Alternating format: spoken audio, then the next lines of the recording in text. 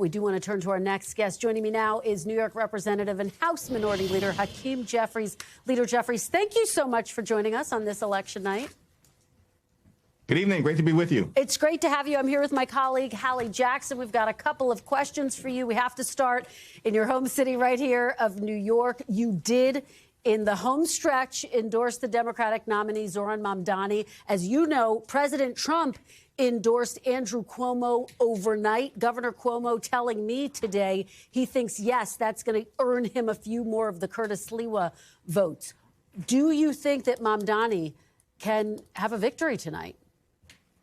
Yes, Zohran's going to be the next mayor of the city of New York. He's run a relentlessly focused campaign on affordability. The cost of living is way too high in New York City, in the communities that I represent, and all across the city of New York. That, in fact, is the case we know throughout the country. And, of course, Donald Trump hasn't kept his promise to lower costs. In fact, he said he was going to lower costs on day one. Costs aren't going down. They're going up all across the country.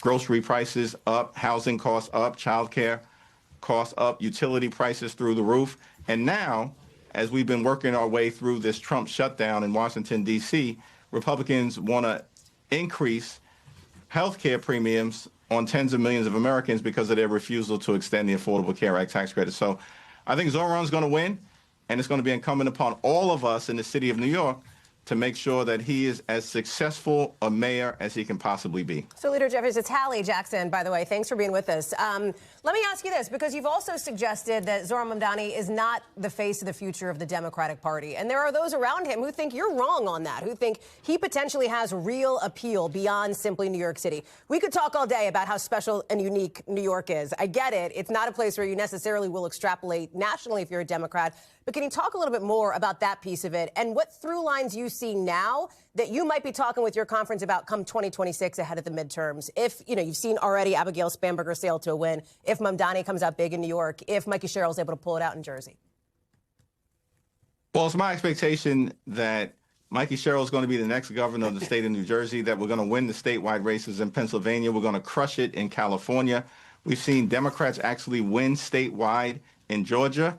And, of course, Abigail Spanberger coasted to victory. And it looks like every single Democrat on the statewide ticket in the Commonwealth of Virginia is also going to win. This is a rout for Democrats all across the country. Now, as House Democrats, what we've said from the very beginning of this year is that we need to relentlessly focus on driving down the high cost of living and fixing our broken health care system that Donald Trump and Republicans are making worse by the day. And as long as we stay on these kitchen table pocketbook issues, while, of course, addressing the extremism that Donald Trump and Republicans continue to unleash on the American people, what we're seeing tonight is going to be replicated a year from now when Democrats take back control of the House of Representatives. You think they could do the Senate as well? You just called it a rout tonight. It sounds like you think they'll flip the House. You think they could do the same for the Senate? I think the Senate is going to be a big surprise a year from now, particularly if the trend lines continue to move in our direction. Keep in mind, listen, we've won every statewide race that has been held this year, starting with the Wisconsin State Supreme Court race in April. We've won all of the high-profile special elections, beginning in a state Senate seat in Iowa in January that Donald Trump had just won a few months prior by 21 points. And so what we're seeing tonight is the culmination of something that has been building since the very beginning of the Trump presidency, which has been a complete and total failure of Republican control of government. Leader Jeffries, let me ask you, because, of course, this election night occurring against the backdrop of what is poised to be the longest government shutdown now in U.S. history.